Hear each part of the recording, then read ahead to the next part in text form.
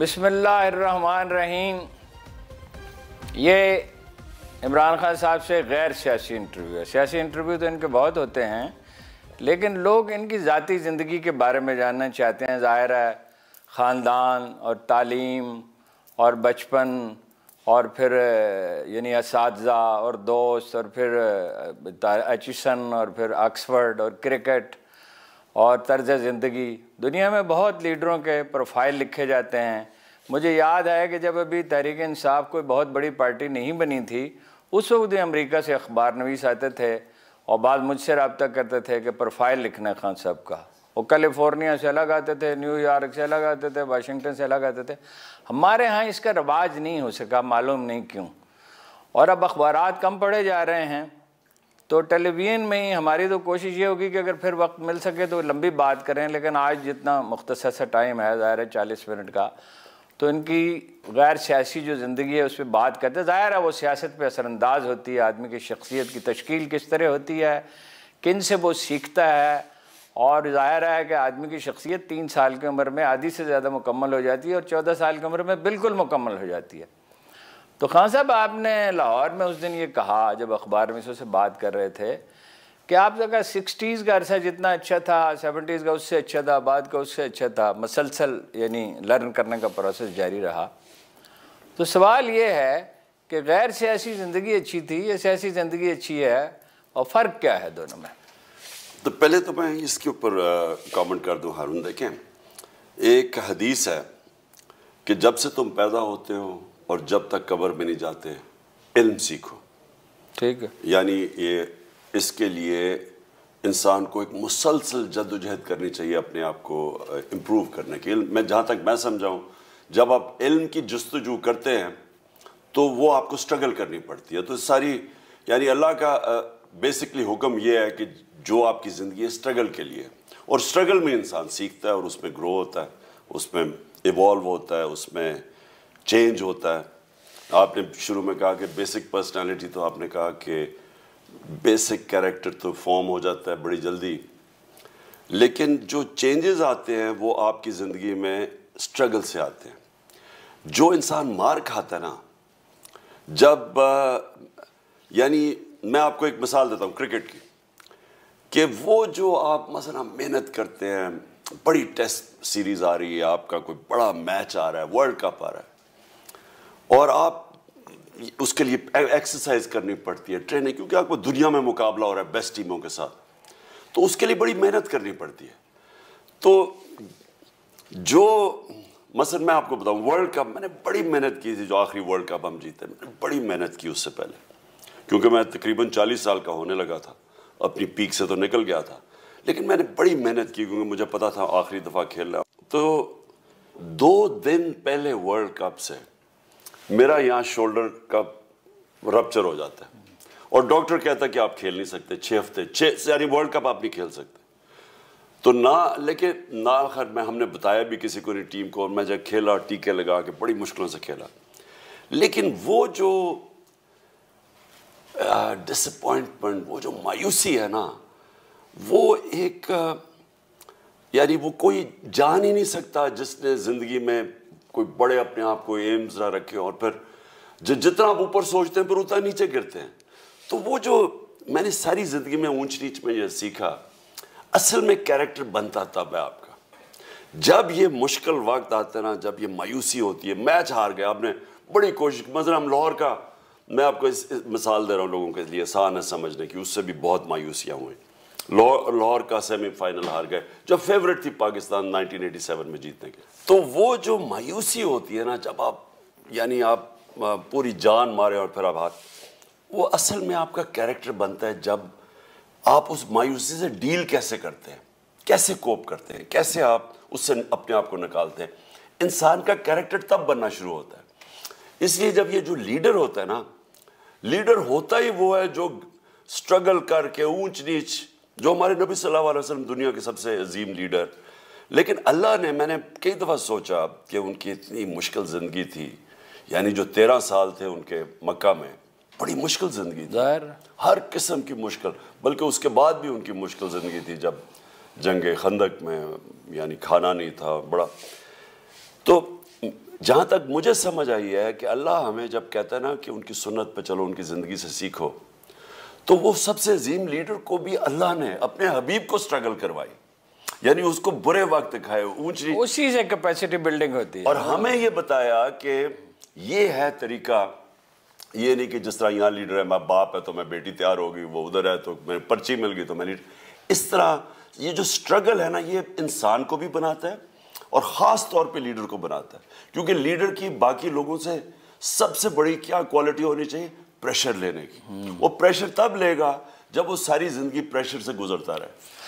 अच्छा, ये आपको याद होगा जब हम टक्सला से आ रहे थे तो चौधरी निसार ने कहा कि टीम का कैप्टन तो मैं था, ये तो अपने 12 नंबर पे तो गेंद कभी विकेटों में जाती नहीं थी। तो ये कैसे क्रिकेट से इश्क शुरू हुआ और कैसे फिर ये डेवलप कैसे किया? यानी एचिसन में रहते हुए तो आप कोई क्रिकेटर नहीं थे, यानी शामिल तो थे टीम में। चौधरी, अच्छा, चौधरी निसार खैर इतनी 50 साल के बाद मेमोरी कमज़ोर हो जाती है। एचिसन का मैं सबसे बेहतर खिलाड़ी था। अच्छा, और मैं असल में नहीं, कैप्टन चौधरी नहीं था? मुझे याद नहीं कि निसार कैप्टन था। मैं कैप्टन नहीं, मैं 2 साल खेला था एचिसन की टीम से, मैं कैप्टन नहीं था। अच्छा, लेकिन मैं खिलाड़ी, मुझे सारे कलर्स मिलते हैं जब आप सबसे परफॉर्म अच्छा करते हैं।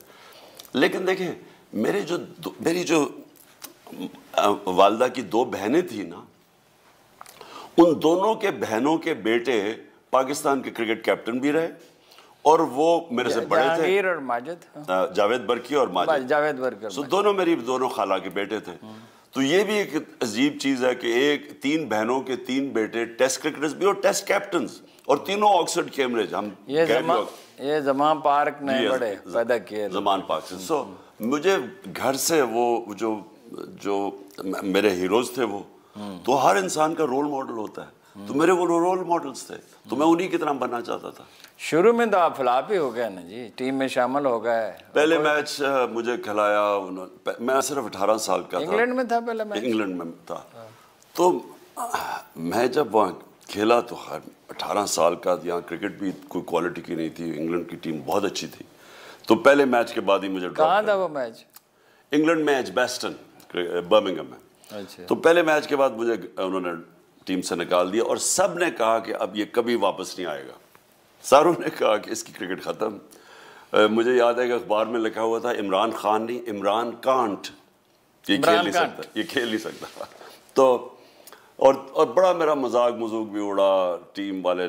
जब जाहिर है एक स्पोर्ट्स ऐसी चीज़ है कि अगर आपको इज्जत है तो परफॉर्मेंस है तो इज्जत है, आपने परफॉर्मेंस नहीं की तो कोई आपको पूछता नहीं है। तो वो मुझे पहली दफ़ा ज़िंदगी में इतना धचका पड़ा, क्योंकि तब तक आसान ज़िंदगी थी, यानी उस टाइम तक। तो जब मैं टीम से निकला और फिर जो मैंने 3 साल लगे वापस आने में, वो जो थी ना, वो 3 सालों में क्या किया? मैं यूनिवर्सिटी चला गया, मैं ऑक्सफोर्ड चला गया। तो मैं पढ़ भी रहा था, तो मैं फिर गर्मियों में क्रिकेट खेलता था ऑक्सफोर्ड के लिए। दाखिला भी आपको क्रिकेट की बुनियाद पर मिला ना? ओवरसीज। अच्छा। और आपकी जो ओवरसीज हैं उसके लिए वो करते हैं, और फिर हाँ क्रिकेट भी, स्पोर्ट्समैन भी, एक इंटरनेशनल क्रिकेटर भी था। तो मैं ऑक्सफोर्ड में। ये 3 साल का कोर्स था? 3 साल का कोर्स था, जो मैंने असल में 2 साल में किया। अच्छा। और वो उसमें मैं सबसे ज़्यादा ग्रो किया।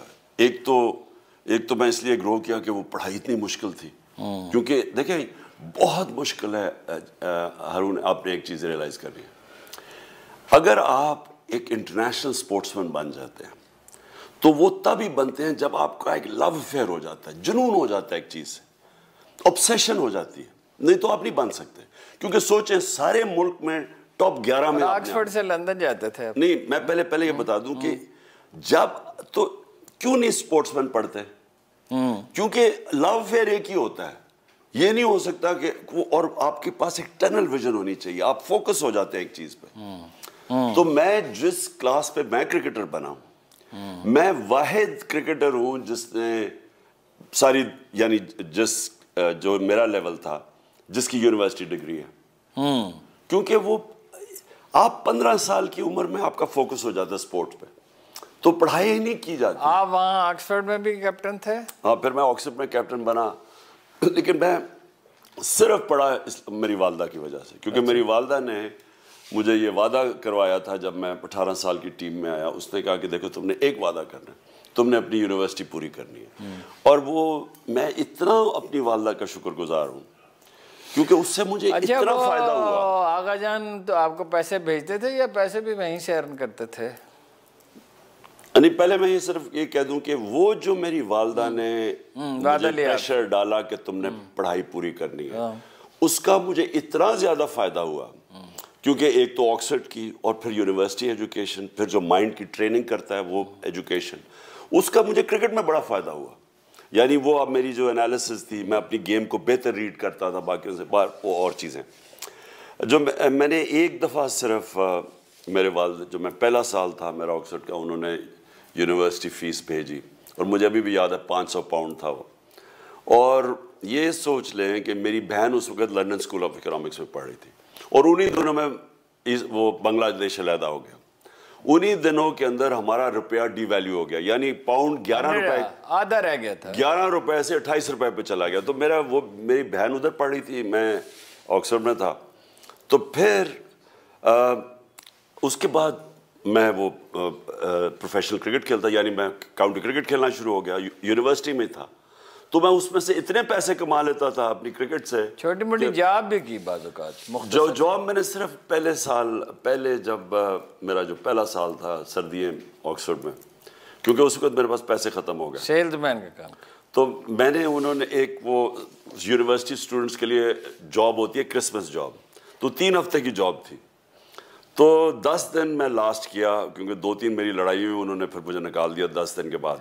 नौकरी के काबिल तो आप लेकिन उन 10 दिनों में मैंने इतना पैसा कमा लिया कि मेरे कोई अगले 2-3 महीने। वो बॉलिंग एक्शन आपने मुझे बताया था, एकदम से बरामदे में बैठे हुए थे, बॉलिंग एक्शन में आपने कहा कि मैंने ख्वाब में देखा, कैसे डेवलप किया बॉलिंग एक्शन? अच्छा, मैं पहले प्रॉब्लम क्या था बॉलिंग एक्शन? नहीं, मैं आपको पहले से, मैं वाहिद हूँ क्रिकेट में, जो क्रिकेट जानते हैं लोगों, कि जिसने अपना पूरा बॉलिंग एक्शन चेंज कर दिया।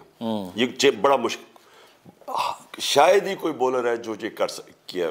खैर मेरे जिस लेवल पे मैं पहुंचा था उस लेवल पे तो नहीं किया, क्योंकि आपका एक नेचुरल बॉलिंग एक्शन होता है। मेरा जो बॉलिंग एक्शन था, वो जो मैं बनना चाहता था ना, वो बॉलिंग एक्शन रुकावट बन गया बीच में। तो सारे जो भी एक्सपर्ट्स थे, यानी जो क्रिकेट के कोचेस, वो सब मुझे कहते थे कि अगर तुमने चेंज करने, जो भी बॉलिंग एक्शन चेंज करता है, जो उसकी नेचुरल चीज़ है वो भी चली जाती है, वो ना तीता रहता ना बटे रहता है। तो सब ने मुझे कहा ना चेंज करो, लेकिन मैं बनना चाहता था फास्ट बॉलर, क्योंकि मैंने इंग्लैंड में डेनिस लिली को देखा जब मैं 18 साल का था। उसको मैंने बॉलिंग करते देखा, पहली दफ़ा हमने तेज़ बॉलर देखा, यहाँ तो कोई तेज़ बॉलर नहीं थे। तो जब मैंने उसको बॉलिंग करते देखा ना, तो मैंने कहा मैं ये बनना चाहता हूँ। अब वो जो मेरा बॉलिंग एक्शन था वो उसके ज़रिए मैं बन नहीं सकता था।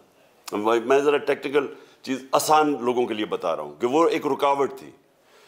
तो मैंने 4 साल लगाए, यानी 4 साल मुझे लगे मुकम्मल तौर पे चेंज किया बॉलिंग एक्शन में, तेज़ बॉलर बनने के लिए, और बना। यानी ये कभी हुआ नहीं है क्रिकेट में कि आप मीडियम से, ग्रेग चैपल मुझे कहता था, ये कभी हुआ नहीं है कि मैंने अपना एक्शन चेंज किया। और अगर कोई मेरा देखे जब मैंने शुरू कैसे किया था तो मैंने चेंज करके तेज़ बॉलर बना। फिर हुआ क्या कि मैं जब अपनी पीक पे था ना, जब मैं सारे रिकॉर्ड्स तोड़ने के वक्त था, मेरी टांग टूट गई और यहाँ किसी को वो हेयरलाइन फ्रैक्चर हुआ। तो यहाँ किसी को पता ही नहीं था कि वो होता क्या। तो मैं खेलता रहा उससे, वो और बुरा हो गया, वो ख़राब होती रही। तो जब मैं सारे, आप समझे ना, पेन नहीं होता था? पेन होता, हाँ दर्द होती थी, लेकिन मैं थोड़ी देर के बाद फिर खेल लेता था, वो हील ही नहीं हो रहा था। अच्छा, जब मैं वापस आया, 3 साल जो मेरी पीक पे थे वो ज़ाया हो गए मेरे, क्योंकि तेज़ बॉलर की पीक 6 साल होती है, तो उसमें 3 साल तो ये चले गए। तो जब मैं वापस आया 3 साल के बाद, तो मेरा एक्शन ख़राब हो गया। अब उन दिनों में ऐसे, आप तो मोबाइल फ़ोन से भी आप अपना एक्शन करके तो स्लो मोशन में देख सकते हैं। उन दिनों में बड़े, अभी नई आया था ये, तो मुझे समझना है कि गलती क्या है, और मैं कोई 3 महीने लगा रहा कि कैसे मैं इसको ठीक करूं, क्योंकि वो मेरी कोई चीज़ मिसिंग थी, लेकिन मुझे समझ नहीं आ रही थी। क्योंकि अगर तो आजकल वीडियो होता, कैमरा होता, मैं वो देखता, मैं एडजस्ट करता, तब नहीं था। तो आप ये यकीन करें कि माइंड की कितनी पावर होती है, मैं लोगों को बताता हूँ, क्योंकि मैं कोशिश करता रहा, नहीं होता था, मैं फिर कोशिश करता था। तो मैं रात ख्वाब मुझे आती है और इतना माइंड ऑब्सेस था कि मैंने कैसे इसको ठीक करूं कि मैं ख्वाब में देखता हूं, अपने आप को देख रहा हूं बॉलिंग करते हुए, और उसमें मैं देखता हूं कि मैं गलती क्या कर रहा हूं। अगले दिन जाके मैंने ठीक कर लिया। तो यानी माइंड में से अच्छा, ये सख्त वर्जिश की आदत उसी जमाने में पड़ी? देखिए, मैं था ऑलराउंडर, मैं बैटिंग भी करता था, बॉलिंग भी करता था। तो अमूमन स्पोर्ट्समैन ज़्यादातर तो ऑलराउंडर एक ही चीज़ करते हैं, तो एक चीज़ में फिर आपको प्रैक्टिस करनी पड़ती है उसके लिए। अब मुझे दो में करनी पड़ती थी, बॉलिंग की लहदा, बैटिंग की लहदा। और बॉलिंग फास्ट बॉलर था, उसके लिए फिटनेस चाहिए थी, क्योंकि फास्ट बॉलर की सबसे ज़्यादा उसको, यानी जिस तरह एथलीट नहीं होता उसको फिट होना पड़ता है। तो बॉलिंग की भी, बैटिंग की भी, और फिटनेस ट्रेनिंग भी करता था। तो मेरे से पहले फास्ट बॉलर था ही कोई नहीं पाकिस्तान में, बाद में आए वसीम, वकार और शोएब अख्तर, लेकिन उससे पहले कोई, तो मुझे कोई बताने वाला भी नहीं था कि मैं उनसे पूछता क्या कैसे करूँ। तो खैर मैंने फिर खुद सीखा, ट्रेनिंग खुद सीखी, फिटनेस ट्रेनिंग खुद की, बाकियों से ज़्यादा दुगनी मेहनत करता था बाकियों के मुकाबले में। ये यहाँ तो आप खाने पीने का, आपको जो हमें पता है, सब तो सबको ही पता है, तो वहाँ खाने पीने का क्या बंदोबस्त था? वहाँ तो ऑक्सफोर्ड वगैरह में तो बहुत सिंपल सा खाना ही मिल सकता है। मुझे तो अलावा उस सैंडविच के जो बेनज़ीर आपके लिए कभी कभी बनाया करती थी और दूसरे स्टूडेंट्स के लिए। नहीं, बेनज़ीर का ये होता था कि अच्छा, मुझे इतना याद है कि इंग्लैंड की सर्दियों में सारा वक्त भूख लगी होती थी। हमें यहाँ आदत पड़ी हुई थी 3 दफा खाना, माँ मेरे खाना नाश्ता करो, फिर आगे लंच करो, फिर चाय अलहदा, फिर रात को खाना अलहदा, फिर माँ दूध पिलाती थी सोने से पहले। तो मुझे तो वो आदत पड़ी हुई थी। अब वहाँ गए हम, तो वहाँ मुझे याद है कि हमारा ऊपर होता था, जब मैं ऑक्सफोर्ड में गया तो उधर वो डाइनिंग रूम होता था, यानी डाइनिंग रूम से खाना खाया, उतरा तो फिर भूख लग गई। तो मुझे इतना याद है, सारा वक्त भूख लगी होती थी। सर्दी तो भी और वर्जिश भी, दो चीजें। खैर नहीं, सर्दी और उनका खाना ही बड़ा, हमें तो आदत पड़ी हुई थी यहाँ खाने की। तो फिर मुझे याद है, फिर बेनज़ीर वो दूसरे कॉलेज में होती थी, तो उसके संडे को ना उसके होती थी, वो एक ओपन हाउस करती, क्योंकि वो यूनियन का इलेक्शन लड़ रही थी, तो वो उनको बुलाती थी। तो वो फिर मुझे, खैर मेरी उससे अच्छी दोस्ती थी, और उसकी एक और मेरा दोस्त था इंडिया का, विक्रम मेहता, उन दोनों बड़े कम पाकिस्तानी इंडियंस होते थे। तो हम फिर दोनों, क्योंकि हम भूखे इतने होते थे, हम जाते थे तो खाने के लिए। सैंडविच खुद बनाती थी? नहीं, वो पूरा केटर करती थी, बड़ी वो शान शौकत में रहती थी। अच्छा, फिर ये क्रिकेट का तो खैर बहुत सी बातें लोगों को पता ही हैं, फिर आप क्रिकेट के अलावा आप शिकार का बड़ा मशगला हो गया। ये अपने पीर साहब बैठे हुए हैं, इनके इलाके में आप जाते थे, खारा शरीफ शिकार कर लेंगे। भाई, शिकार का कब से किस्सा शुरू हुआ? शिकार का 7 साल की उम्र था जब पहली मुझे एयर गन वो मिली। तो मुझे याद है, मैंने पहले अपनी जो फाख्ता मारी 7 साल की उम्र में। उसके बाद बस। कहाँ पे? वहीं ज़मान पार्क में? ज़मान पार्क से अभी हमारा घर बन रहा था, जब 1 साल के बाद बन गया, जब खामोशी होती थी ज़मान पार्क में। कोई ज़मान पार्क तो एक यानी लाहौर शहर से बाहर होता था ज़मान पार्क। वहाँ तो कोई 8-9 घर थे सारे हमारे रिश्तेदारों के, साथ नहर होती थी, कभी एक एतजाज हसन का, एतजाज का साथ होता था, और कभी कभी कोई नहर के ऊपर कोई गाड़ी आया करती थी, कभी उसकी आवाज आती थी मुझे। तो वो ऐसा, जब HSN कॉलेज से हम ज़मान पार्क की तरफ आते तो मौसम बदल जाता था। यानी वो शहर से सर्दियों में, उन दिनों में तो साइकिलों पे फिरते थे हम यार, तो जो आप, क्योंकि आप एकदम फील करते मौसम बदल जाता था। यानी सारे खेत थे हमारे इर्द गिर्द, वो दूसरी तरफ नहर के जो आज सारा, ये सारा खेत थे यहाँ। तो मैं तो उस टाइम पे बड़ा हुआ हूँ ज़मान पार्क में। अच्छा, खैर होगा फाख्ता मारी उससे। और उसके बाद यानी ऐसा एक मेरा शिकार का ऑब्सेशन हुआ, वो तब से लेके बस 2 ही थे, पर वो आहिस्ता आहिस्ता सिर्फ क्रिकेट और शिकार पे फंस गया। तो वो क्लैश करता था कई दफ़ा, क्योंकि जैसे मैंने, ये किस चीज़ के शिकार करते थे? मुझे उड़ाल वगैरह का भी? सिर्फ तीतर का। तीतर का खाना भी मुझे तब बहुत पसंद था, तीतर, और सिर्फ तीतर का, क्योंकि तीतर का और सबसे जो मेरा जिधर ये पीर साहब की जगह है ना, ये सॉल्ट रेंज, इधर सबसे मैं एंजॉय करता था तीतर का। उसके बाद मैंने दुनिया में इंग्लैंड में भी किया, कभी मुझे नहीं मजा आया। ये पेशावरी चप्पल कब पहनने शुरू की? ये हमेशा मैं असल में गर्मियों में मैं हमेशा पहनता था। उस वक्त भी एचएसएन के ज़माने में?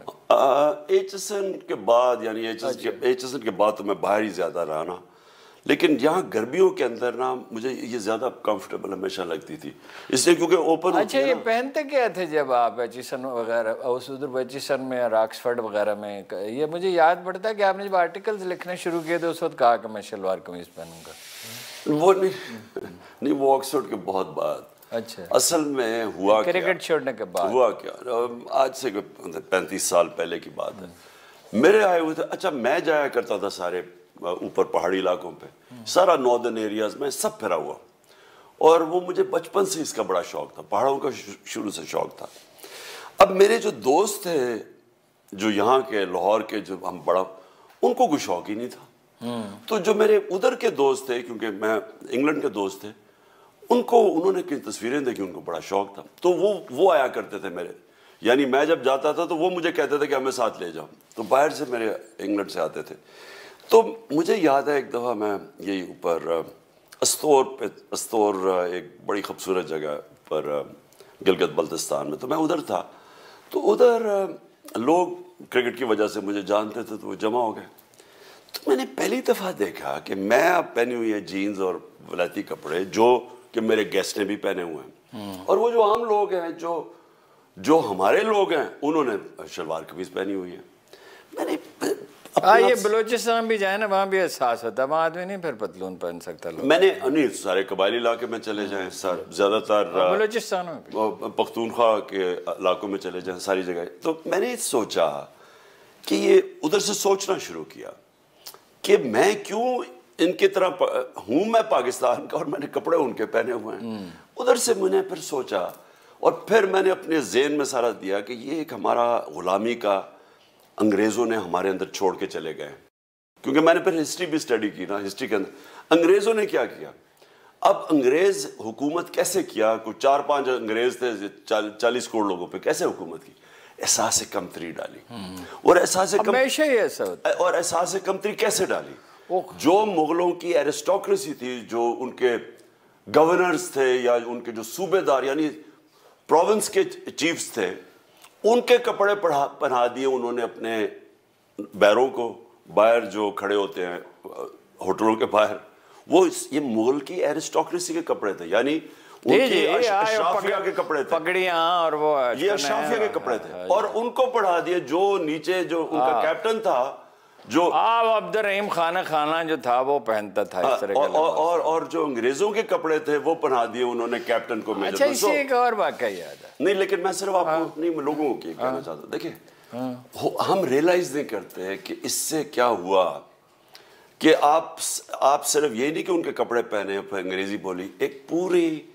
दूसरी तर्ज जिंदगी, एक दूसरी आप कौम की कल्चर के गुलाम बन गए, ठीक है, ज़हनी गुलाम बन गए, ठीक है। तो ये मैंने तब सोचा, ये ठीक बात है, ये आप अपने लोगों के अंदर एहसास कमतरी पैर जी, मैं एचएसएन से तो मैं पैंट कमीज पहनी हुई है, वो बेचारा उर्दू स्कूल, वो अंग्रेजों को खुद इसका बड़ा तजुर्बा था ना, वाइकिंग्स ने उन पे रूल किया, नॉर्मन्स ने किया अपना, इवन फ्रेंच ने किया, और नॉर्मन्स, वाइकिंग्स, रोमन्स, और उन्हें खुद गुलामी का बड़ा तवील तल्ख तजुर्बा था ना, जिससे उन्होंने सीखा। अच्छा, वो आपने कहा ना दोस्त आते थे वहाँ से, तो मुझे इत्तेफाक से एक बात याद आई। आपको पता है ना कि आप तो यहाँ होते थे, मैं लाहौर जाता था तो कई दफ़ा आपके घर में ठहरता था, आप तो यहाँ होते थे। तो वहाँ किसी ने मुझे एक वाक़या सुनाया कि जब डियाना वहाँ आई थी, 2 वाक़यात सुनाए कि एक तो वो उसने कहा, अब इसकी तस्दीक करें या तरदीद करें कि वो टूटी में करंट आ जाता है बाज़ औक़ात। उसने कहा, आपसे कहा भाई उसमें तो करंट है, और कमरे में उसने कहा कि वो इमरान गया और उसने कहा कि हाँ करंट तो है, और वापस चला गया। और दूसरा मुझे बताया उन्होंने कि भाई कहा कि भाई वो मंगवा लें, बिजली का कोई बंदोबस्त करें, जनरेटर मंगवाएं। तो क्या ये सही है? आपने कहा बस नहीं, मोमबत्तियाँ मंगवा लें। नहीं ऐसे अच्छा ज़्यादा थोड़ा हुआ क्या कि वो आई थी, जब डायना आई थी, हमने पैसे इकट्ठे करने थे शौकत आलम के लिए। अभी नया ना हमारा शौकत आलम खुला था। अब पहले हम बनाने के लिए पैसे इकट्ठे किए, अब चलाने के लिए पैसे इकट्ठे करने थे। चलाने के लिए तो ज़्यादा चाहिए थे, ज़्यादा चाहिए थे। और वो आई डायना। तो जब डायना आई तो हमने वो मेरे घर ठहरी हुई थी। उन्होंने क्या किया कि उन्होंने नीचे वही छोटा कमरा जो ड्राइंग रूम के सामने, हाँ, वही मैं ठहरता रहूँगा। हाँ, तो उसने अच्छा उन्होंने क्या किया, जो नीचे फंक्शन के लिए वो जो लाइटिंग लूटिंग लगा रहे थे, उन्होंने कुछ इस तरह का किया कि वो बिजली किसी तरह पता नहीं कैसे वो कनेक्ट हो गई कोई हमारे वो जब पानी चलाओ तो उसमें से तो बेचारी को शॉक पड़ गया, बेचारी डायना को। तो वो मुझे याद है ऐसे हुआ। और लेकिन वो भी वैसे बड़ी सादा औरत थी यानी। अच्छा, मेरी कोई लाइफस्टाइल कभी भी ऐसे नहीं हुआ कि कोई ज्यादा ही लग्जरी वाली हो, लेकिन उसने बड़े आराम से रही। और थी वो, मतलब जो बच्चे के साथ उसकी तस्वीर थी वो कोई नुमाइशी नहीं थी, उसको वो दिल से देखें लोग, इसीलिए वो रॉयल फैमिली में एडजस्ट नहीं कर सकी ज्यादा। वो आपने अभी देखा ना कि वो पता नहीं आपने नोटिस किया या नहीं कि लांसेट जो दुनिया की टॉप मेडिकल मैगजीन है दुनिया के अंदर, इंटरनेशनल रिकॉग्नाइज्ड, उसने भी क्या लिखा है, उसने हमारी जो हेल्थ कार्ड हमने निकाला था उसकी तारीफ की है कि ये जो हेल्थ कार्ड है ये अमीर पाकिस्तान से अमीर तरीन मुल्कों के अंदर भी इस तरह की सहूलत नहीं है। और मरियम क्या कह रही है कि ये हेल्थ कार्ड बंद करो, या भी वो जो ऑडियो टेक्स्ट में कह रही है ये बंद करोगे इमरान को फायदा हो रहा है। कहने का मकसद ये है कि ये जो लोग होते हैं ना, ये जो मसनूई तौर पर लोगों से हमदर्दी दिखाते हैं कि औरत को पकड़ लिया ऐसे करके, डायना की जेन्युइन थी वो। अच्छा। दिल से, यानी वो दिल से करती थी लोगों के लिए, और मैंने उसको बड़ा करीब, उसके लिए रॉयल्टी में कशिश नहीं थी, आदमियत इंसानियत थी असल में। उसकी बड़ी उसकी तकलीफ थी जिंदगी। वक्फा कर लें नाजरीन, वक्फा करते हैं, फिर गुफ्तगू यहीं से शुरू करते हैं।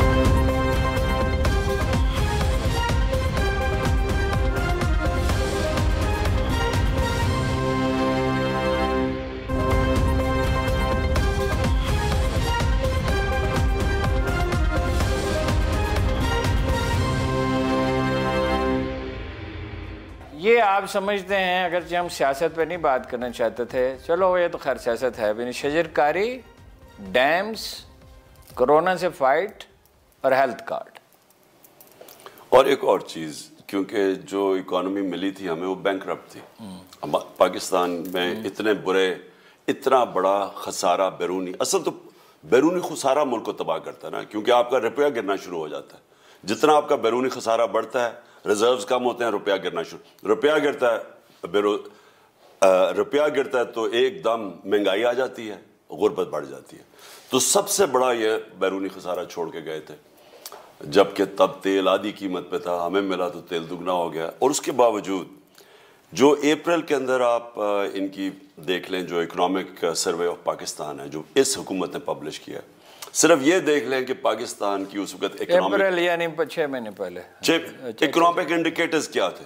Record exports, record tax collection, 4 फसलों की रिकॉर्ड बम्पर क्रॉप्स, कितने सालों के बाद इंडस्ट्री 11.5% पे वो बढ़ रही है, IT 75% बढ़ रही है। यानी वो उधर से उठा के कोरोना के बावजूद मुल्क ऊपर जा रहा था। जब ये आए हैं, इन्होंने साजिश करके जब गिराया, तो वो बहुत बड़ी अचीवमेंट थी मेरे ख्याल में। अब ये तो खैर लॉन्ग टर्म है ना हमारे फ्यूचर के लिए, लेकिन जो इकोनॉमी को निकाला था उधर से, वो बड़ी फाइट की थी। हारून आप ये सोचे, मैंने जिंदगी में, मैं अभी किसी और से भी अपने 1-2 मिनिस्टर से बात कर रहा था जो मेहनत करते थे, मैंने कभी इतना मुश्किल वक्त नहीं गुजारा। मेरी जाती जिंदगी खत्म हो गई, मैं कोई शाम को जाता ही कहीं नहीं। You told me कि भाई छुट्टी कभी की नहीं, शायद 5 दिन कोरोना के मैं मिस किए ऑफिस के अलावा, 1 दिन में यूपी जब गए वो तो कोरोना हो गया ना। अच्छा। लेकिन मैं सिर्फ ये कहता हूँ कि वो इतना मुश्किल चैलेंज था वो जो इकोनॉमी को, क्योंकि हर वक्त फिक्र होती थी कि कुछ, तो वहां से जो हम निकले हैं मेरे ख्याल में वो बड़ी अचीवमेंट थी। किसने बेस्ट एडवाइस दिया आपको इकोनॉमी में?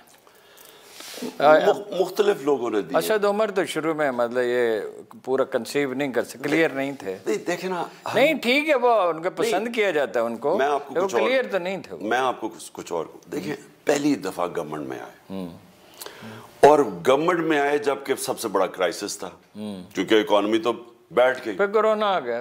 अच्छा, उधर से अभी हिल ही रहे थे, कोरोना ऊपर से आ गया, दुनिया बंद हो गई। तो और फिर कोरोना में इतना बड़ा फैसला था कि हमने लॉकडाउन नहीं किया। हिंदुस्तान में उसने, नरेंद्र मोदी ने मुल्क में बंद कर दिया और तबाही हुई।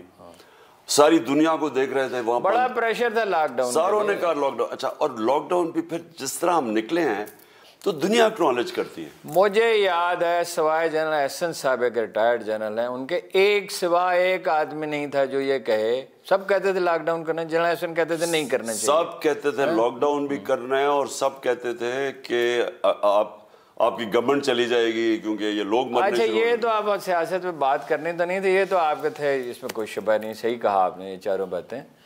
लेकिन जो आपने गलतियाँ की, उस्मान बुज़दार मुसल्लत किया आपने, कैबिनेट में ऐसे आदमी लिए, IMF के मामले में आप कंफ्यूज रहे, तो उस पर कभी गौर किया आपने? अब टीम तैयारी नहीं थी, अब मैं आपसे कहता हूँ कि भाई आप तैयारी करें। उस दिन भी मैंने आपसे कहा कि भाई तैयारी, आपको इतने बड़े चैलेंज हैं, अब तो उससे बड़ा क्राइसिस है। देखिए हारून, ये प्राइवेटाइजेशन का मसला है, पुलिस है, अदलिया है, FBR है, ज़राअत को जदीद करना है, इंडस्ट्री लगानी है, IT है, अपना ये इलेक्ट्रॉनिक्स में, ये इसके लिए कोई तैयारी है कोई? देखिए हारून, मैं आपको बताऊं, देखिए कितनी चीज़ें इंसान ठीक कर सकता था, इसमें तो कोई शक नहीं। मैं अपनी पिछली ज़िंदगी में देखता हूँ तो जैसे जैसे मुझे ज़िंदगी का तजर्बा ज़्यादा होता जाता है, मैं जो समझता था कि पिछली अपनी ज़िंदगी में मैंने उस वक्त ठीक चीज़ें, मैं रियलाइज़ करता हूँ मैं गलत कर रहा था। अब क्योंकि देखें, नॉलेज या एक्सपीरियंस जितना आपका बढ़ता जाता है, इस तरह कि आप पहाड़ के ऊपर चढ़ते जा रहे हैं, जितना आप ऊपर जाते हैं उतना और नज़र आना शुरू हो जाता है, जिस तरह ऊपर जाते हैं। तो जितना ये जो 3.5 साल में, यानी मेरी जितनी स्ट्रगल की है, मेरी सारी, अगर मैं ज़िंदगी में पहले ना किया होता तो मैं कर ही ना सकता। लेकिन मैंने चीज़ें बहुत रियलाइज़ की कि अपने माजी में भी और इसमें भी 3.5 साल एक तो आपका ये बड़ा मसला है ना, आप फेस वैल्यू पे ले लेते हैं आदमी को, बड़ा अच्छा आदमी, बड़ा अच्छा आदमी है, और फिर बाद में आप कहते हैं कि यार ये तो मैं चीट किया इसने मुझे। देखिए, मैं असल में वो खुसरो बख्तियार अब आपका कहाँ है, और वो वज़ीर कानून का क्या नाम था जी, वो वज़ीर कानून जो होता था कराची वाला, और कई ऐसे लोग वो डिसअपीयर ही हो गए। देखिए हारून, ये है खामी, अब गवर्नमेंट में ये खामी। चौधरी सरोवर को गवर्नर बना दिया आपने। गवर्नमेंट से पहले ये मेरी जिंदगी में खामियां नहीं थी, क्योंकि मैं इसको खामी नहीं समझता था। लेकिन जब आप मुल्क के प्राइम मिनिस्टर हो, ये वाकई खामी थी। और खामी क्या है? मैं हमेशा लोगों में अच्छाई ढूंढता हूँ। मैं लोगों की, दो पहलू है ना, हम सब में बुराइयां और अच्छाई हैं, तो मैं हमेशा अच्छाई ढूंढता था लोगों में। तो जब आप गवर्नमेंट में प्राइम मिनिस्टर हो, मैंने रियलाइज किया कि मेरी कमजोरी निकली। क्योंकि होता क्या था कि मुल्क को नुकसान पहुंचता था जब आप लोगों को ट्रस्ट करते थे, और वो जब आपका ट्रस्ट बिट्रे करते थे तो आपको तो नुकसान होता था, लेकिन मुल्क का नुकसान। तो ये मैंने, अगर आप कहें, लेकिन आप जो आपने कहा ना कि अगर आपको 3.5 साल पहले क्या करना हो, अगर आपको फिर मिले, नहीं तैयारी तो करें ना जी, मैं तो ये कह रहा हूँ। नहीं, वो तो खैर तैयारी हमें खैर पता है। आखिरी 2 साल 17 साल में पाकिस्तान की बेहतरीन ग्रोथ रेट हुई थी, तो हम सीख तो गए थे। लेकिन मैं आपको एक बताता हूँ, अगर मुझे वापस जाना पड़े 3.5 साल पहले जब शुरू की थी, तो एक चीज़ जो मुझे करनी थी और मैं नहीं कर सका, और वो थी कि मैं कानून की हुक्मरानी कायम नहीं कर सका, रूल ऑफ लॉ नहीं ला सका, इंसाफ नहीं कर सका। क्योंकि जो पार्लियामेंट्री डेमोक्रेसी के अंदर अगर आप मेजर रिफॉर्म्स करना चाहते हैं, एक कोलिशन गवर्नमेंट पहले कमज़ोर, उसके अंदर लोग आए हुए थे, वो हमारे कंट्रोल में नहीं थे, और कोलिशन पार्टनर्स थे, और फिर सेनेट में उनकी मेजॉरिटी थी, तो कानून वहाँ से पास होता नहीं था। इतना मुश्किल था कि जो बड़े बड़े इस मुल्क के अंदर माफियाज हैं, जब तक आप उनको कानून के नीचे नहीं लेके आते, आप कुछ भी नहीं कर सकते। या आप कहते हैं ना इकोनॉमी, नहीं ठीक है, इस पे ये बात, इस पे कोई इख्तलाफ कर सकता ही नहीं है अगर कोई इंसाफ पसंद आदमी है। नहीं, लेकिन इंतजाम करना आपका काम तो नहीं है ना, अदारों का काम है। मैं कुछ और कह रहा हूँ, मुझे अगर ये इल्म होता ना कि कितना रुकावटें मेरे सामने डाली गई और किस तरह लोगों को बचाया गया, बड़े बड़े करप्ट लोगों को कैसे प्रोटेक्ट किया गया, कैसे इनके केसेस सारे मैच्योर हुए थे, लेकिन नहीं इनको सजा होने छोड़ क्यों नहीं दिया आपने? सुने ना, तो ये आहिस्ता आहिस्ता हुआ, ये पहले दिन नहीं हुआ। पहले दिन मुझे उम्मीद थी कि हाँ अब हो जाएगा, कल हो जाएगा, परसों हो जाएगा। बीच में आके मैंने रियलाइज किया कि नहीं, ये करना नहीं चाहते। जो मेरे से ज्यादा ताकतवर है वो ये इस एहतसाब नहीं चाहती, और वो बिलीव ही नहीं करती एहतसाब में। कोई भी नहीं बिलीव करता। तो जब वो स्टेज पहुंची, एक मिनट ये जो हुक्मरान तबके में कोई भी नहीं बिलीव। मैं आपको कंप्लीट कर दूं। देखें, तो या तो मुझे पहले दिन अगर पता चल जाता ना, तो मैं कहता कि असेंबली तोड़ो, फिर से इलेक्शन करवाओ। अब अगर मुझे वापस जाना पड़े तो मैं कभी भी वो गवर्नमेंट ना लूं, मैं ऑपोजिशन में बैठ जाऊंगा, लेकिन गवर्नमेंट नहीं लूंगा। क्योंकि अगर आप इस मुल्क में, जब तक ये याद रखें कि आपका मतलब अगर 2/3 अक्सरियत नहीं, जब तक आप ताकतवर नहीं होंगे, आप कानून कायम ही नहीं कर सकते, आप इंसाफ दे ही नहीं सकते। क्योंकि देखें, जो माफियाज बैठे हुए ना यहाँ, सबसे बड़ा पॉलिटिकल माफिया जो सारा पीडीएम इकट्ठा हुआ है, कोई सेकुलर है, कोई कुछ है, कोई नेशनल, सब इकट्ठे हो गए। क्यों है? इनका कोई नजरिया तो नहीं मिलता। मेरे अगेंस्ट सारे क्यों इकट्ठे हुए हैं? क्योंकि इन सबको खौफ है एहतसाब से। पहले दिन से मैं कह रहा था ये एनआरओ, अब एनआरओ का मतलब ये है कि ये कानून के ऊपर आपने रख दिया, मतलब कि इनके लिए और कानून, गरीब के लिए और कानून। वो जब तक ये नहीं ना होता, वो मैं लोगों को बार बार हदीस रटा दी है कि कभी वो उन्होंने नबी सल्लल्लाहु अलैहि वसल्लम ने बिल्कुल ठीक कि तुम्हारे से पहले बड़ी कौमें तबाह हुई, जिधर कमजोर को जेल में डालो, डाकू को, और बड़े को एनआर। तो जब तक आप वो नहीं ना कर सकते। मेरी बात सुनो ना, देखो एहतसाब कैसे हो सकता है? पुलिस ठीक हो, एफआईए ठीक हो, एंटी करप्शन ठीक हो, नायब का तो पता नहीं क्या होगा, मगर एफआईए कर सकती है। अदारे जो हैं वो इंडिपेंडेंटली एक्ट करें, यानी कानून के दायरे में वो फैसले करने के लिए आज़ाद हों। आपका क्या काम? आपका काम तो नहीं है एहतसाब करना, आप सिर्फ पॉलिसी बना सकते हैं और निगरानी, मॉनिटरिंग कर सकते हैं। देखिए, वो तो हुक्मरान तबका तो कभी भी एहतसाब नहीं चाहते। लेकिन हारून देखें, इंडिया में भी नहीं चाहते। आपने ये जो सारी चीजें कही कि ये एफआईए वगैरह, ये सारे सेकंड, और अदालत, आपको नीतीश कुमार वाली ब्रीफिंग याद है? मुझे तो वो सारी बिल्कुल आज तक पूरी तरह याद है। कैसे उसने पुलिस को ठीक किया, करप्शन खत्म की, सरकारी अफसरों से काम लेना शुरू किया, गुंडागर्दी खत्म की।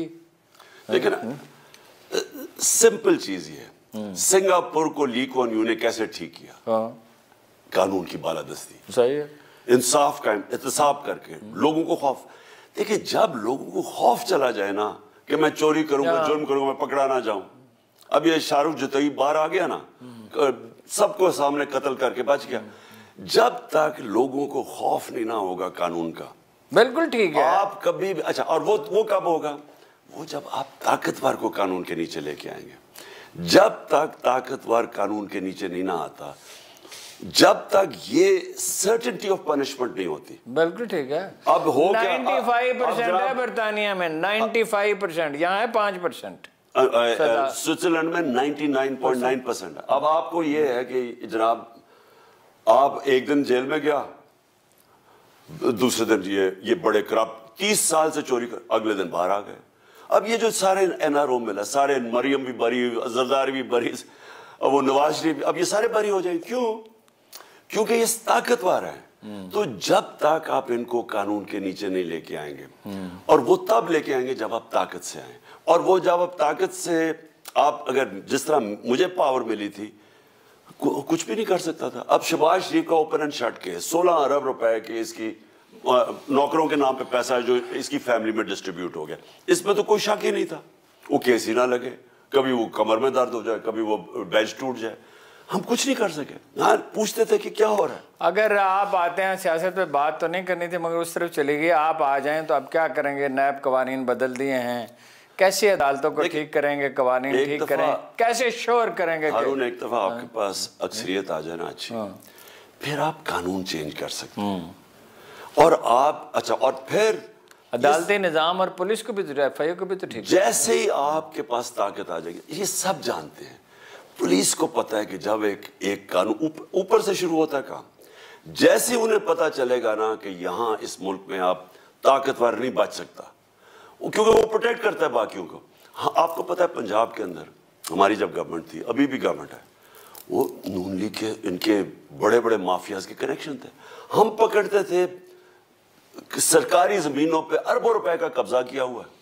नून लीग के नहीं सुने, उसके भी हैं, काब लीग के भी हैं, नून लीग के अभी मोना सिलाई के बारे में भी ऐसी शिकायत। मैं आपको बता रहा हूँ, ताकतवर कब्जा ग्रुप पकड़ते थे, सरकारी जमीनों पे कब्जा किया हुआ है, अरबों रुपए की जमीन उन्हें संभाली हुई। वो आगे अगले दिन वो बेल लेके बाहर आ जाता था या वो स्टे ऑर्डर मिल जाता था। यानी आप जब अच्छा फिर किसी को फिक्र ही नहीं, यानी मैं आपके पास नक्शा है लाहौर का और पता है कि सरकारी जमीन की इरिगेशन फॉरेस्ट वो जमीन खा गया और बेच भी गया 150 अरब। तो आप जब इन लोगों को नहीं पकड़ेंगे, आप छोटे छोटे कब्जा ग्रुप को क्या पकड़े करना है। तो देखो, मैं अगर आपसे मेरे से एक चीज पूछते हैं ना कि जो हम फेल हो गए, हम कानून की बालादस्ती कायम करने में फेल हो गए, इंसाफ नहीं दे सकते। अच्छा, दो सवाल और आप चूँकि सियासत आए गई, एक तो ये है कि अमेरिका से भी कशीदगी, इस्टेब्लिशमेंट से भी कशीदगी, दूसरी सियासी जमातों से भी कशीदगी, आप गवर्न कैसे करेंगे? राना सनाउल्लाह ने तो कहा है कि हम हुकूमत करने नहीं देंगे इनको, हम भी जुलूस लेके आएंगे और मारेंगे इनके लोगों को। देखो हारून, राना सनाउल्लाह उनसे मामला तो ठीक करें, ये नॉर्मलाइज तो करें। ये सारे मुजरिम पेशा लोग, जराइम पेशा लोग हैं। इसके ऊपर इसने कितने कत्ल किए। मुल्क का जरा हाल देखे ना आज, क्या मुल्क की फ्यूचर हो सकती है कि आपका इंटीरियर मिनिस्टर जो है उसका खुद इनके अपना ही नून लीग का वजीर कह रहा है इसने 18 कत्ल किए। सारा फैसलाबाद जानता है क्या था क्या बन गया। इसहाक डार, उसने कन्फेशनल स्टेटमेंट दिया है कि शरीफ खानदान के लिए मनी लॉन्ड्रिंग करके बाहर भेजता था। उसने बकायदा बैंक अकाउंट्स बताए हैं जो वो काजी फैमिली लंदन में बैठी हुई थी जिधर पैसे, कन्फेशनल स्टेटमेंट है। मनी लॉन्डर, कन्फेस्ड मनी लॉन्डर है, वो फाइनेंस मिनिस्टर बन गया। शहबाज शरीफ को अंडर ट्रायल था इसका और इसका बेटा, इनको सजा होने वाली थी 16 अरब के FIA केस में, वो आ गया प्राइम मिनिस्टर बन गया। जरदारी बरी अलहदा हो गया, मिस्टर 10%। तो मुझे ये बताएं साहब, अगर आपके मुल्क के अंदर अगर इस तरह के लोग मुल्क की क़यादत कर रहे हैं, उस मुल्क का कोई फ्यूचर। बिल्कुल ठीक है, मेरी बात सुनो, अपनी पार्टी के लोगों का करेंगे ना पहले, तो तभी आपकी मॉरल अथॉरिटी कायम होगी ना।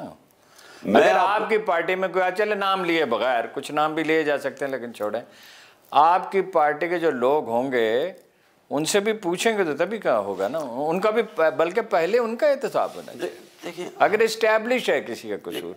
हारून मेरी प्लीज बात सुन, इंसाफ का मतलब ही ये होता है कि वो अंधा होता है, वो ना मेरी पार्टी देखता, ना किसी की, ना मेरा रिश्तेदार, ना किसी का। नबी सल्लल्लाहु अलैहि वसल्लम ने कहा ना, मेरी बेटी भी जुर्म करेगी तो सजा मिलेगी। देखिए उन्होंने, मैं लोगों को मुझे इनको समझ नहीं आती कि मदीना की रियासत क्यों अल्लाह कहता है नबी सल्लल्लाहु अलैहि वसल्लम की सुन्नत पे चलो, क्योंकि वो उनकी सुन्नत थी। उन्होंने सबसे पहले इंसाफ कायम किया, सबसे पहले अदल और इंसाफ, फिर खुशहाली आई। पहले खुशहाली नहीं आई, पहले उन्होंने इंसाफ कायम किया और फिर उन्होंने एक इंसानियत का निज़ाम रहम करके फलाई रियासत बनाई। पैसे नहीं थे, खुशहाली बाद में, ऐसे तो बहुत बाद में है, हजरत उमर के दौर में। सो हमारे लिए क्या लेसन है? अल्लाह हमें जब कहता है कि उनकी जिंदगी से सीखो, तो हम क्या अगर मुल्क में आपकी इंसाफ ही नहीं है, आप जो मर्जी कर लेंगे, बेकारियों की तरह फिरते रहेंगे भीख मांगते हुए, कभी किसी से कभी। और नहीं, मगर आपका देखें ना, आधी कानून में ब्लैक है और जो बाकी आदि है उसमें भी आपके FBR वाले जो हैं 22,000 में से शब्बरजादी कहता है कि 2,000 से ज़्यादा 2 आदमी नहीं हैं, 90% जो हैं वो तो करप्ट हैं या निकम्मे हैं। तो ये FBR का तो आपने कभी हाथ ही नहीं लगाया उसको, ठीक है, कोई प्लान अब है? हमारी रिकॉर्ड कलेक्शन हुई थी जब हम आए, 3 साल में डबल हो गए, इससे भी ज्यादा, यू नो है तो बहुत ही ज्यादा। इससे जितनी आपने की उससे दुगनी हो सकती है, ग्रेजुअली, ऑफ कोर्स ग्रेजुअली होगी। लेकिन प्लीज मेरी एक बात सुनना, मैं आपके 9% थी ना, 11.4% पे गई है मैक्सिमम। मैं आपको देखने वालों को एक चीज बताना चाहता हूँ, देखिए जब तक एक कौम के अंदर खौफ नहीं ना होगा कि मैं जुर्म करूंगा और मैं पकड़ा जाऊंगा, तब तक आप जुर्म नहीं रोक सकते, क्योंकि किस किस को पकड़ेंगे। और लोगों को ये एतबार भी होना चाहिए जो टैक्स लिया जा रहा है वो ठीक खर्च हो रहा है। वो सारी चीजें बाद में आती हैं। जब आप टैक्स का पैसा चोरी करते हैं, वो तभी आपको खौफ होगा ना कि मैं पकड़ा जाऊंगा। आप मुझे बताएं, अमेरिका के अंदर या कोई वो ईमानदार लोग हैं हमारे से? क्या इंग्लैंड स्विट्जरलैंड में हमारे से ईमानदार लोग हैं? सिर्फ टैक्सी ड्राइवर $18 बिलियन टैक्स देते हैं, सिर्फ टैक्सी ड्राइवर। हारून उनको पता है, आप किसी अमेरिकन से पूछे वो क्यों टैक्स देते हैं, उसे कहे वहां कोई बेल नहीं है, उसे पता है कि मैं पकड़ा गया टैक्स फ्रॉड में जेल है, इसलिए लोग टैक्स देते हैं। अब यहाँ ताकतवर जो है, आपको पता है हमने जो बड़ी, यानी मुझे अफसोस ये है कि जब हमारी गवर्नमेंट गई तो हम वो उधर पहुंच गए थे टेक्नोलॉजी का इस्तेमाल करके कि हम बड़ा जबरदस्त टैक्स मैनेजमेंट लोग आने लगे थे, क्योंकि हमने टेक्नोलॉजी इस्तेमाल किया। अच्छा, हमने ट्रैक एंड ट्रेस सिस्टम किया। अच्छा, रेवेन्यू तो ऐसे बढ़ा वो हमने 34 मिलियन लोगों की लिस्ट बनाई। 34 मिलियन। इस वक्त पता आपको कितना टैक्स देते हैं? 20 लाख लोग। ठीक है, 34 मिलियन यानी 3 करोड़ लोगों की लिस्टें बनाई। वो लोग जो कि खाते पीते थे, 4 कनाल का मकान है, बड़ी बड़ी गाड़ियां हैं, बच्चे बाहर जाते हैं, आला स्कूलों में पढ़ते हैं, बेगमात जेवरात से लदी फदी है, टैक्स 1 रुपए। 22 करोड़ में से 3.5 करोड़ लोग हैं, इसके 20 लाख टैक्स देते हैं। 3.5 करोड़ लोग जिनकी अच्छा भला और टैक्स नहीं देते। अब वो उनकी हमने आर्टिफिशियल इंटेलिजेंस पूरी टेक्नोलॉजी का इस्तेमाल करके, अल्लाह करे कि वो हो जाए। अच्छा, 2 आखिरी सवाल है। एक तो खैर वैसे ही बीच में आ गया।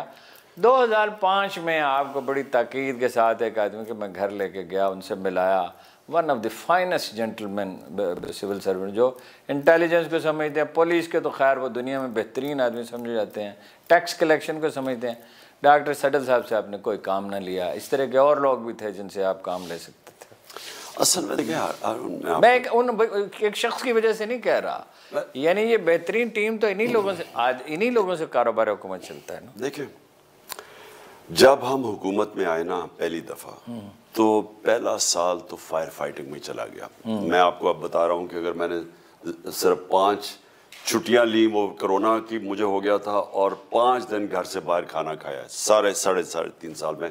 इसका मतलब कि सारा वक्त 5 दिन सिर्फ घर से शाम 5 दिन घर से बाहर खाना खाया। एक जमाना में तो खाते ही घर से बाहर थे, बहुत कम होता था। लेकिन जो मैं आपको कह रहा हूँ वो ये कि वो इतना ज्यादा आपके पास, आप जब आते हैं ना गवर्नमेंट में, वो और एक गवर्नमेंट बैंकरप्ट हुई हो, इतने ज्यादा आपको मसले फेस करने पड़ते हैं। क्या आप यानी दिन में सिर्फ 24 घंटे, इसलिए कह रहा हूं। लेकिन ये आप ठीक कह रहे हैं कि हमने अभी आपने शहजाद अकबर को लगा दिया, डॉक्टर सटल ने कहा ना करें। मेरा उनसे तो रब्ता रहते था कि ये इसकी कैपेसिटी नहीं है।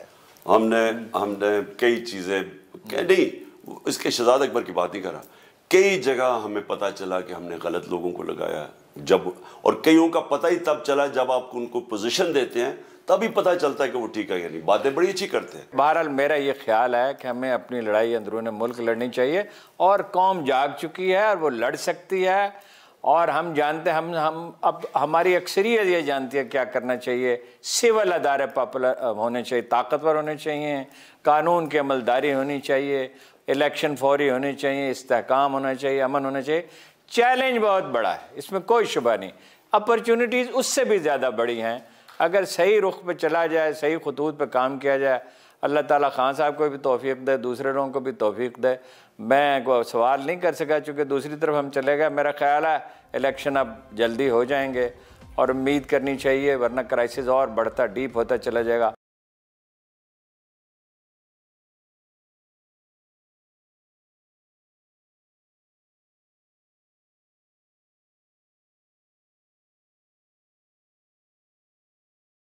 फिर इंशाअल्लाह मुलाकात होगी, जब खान साहब वक्त देंगे तो फिर बात करेंगे।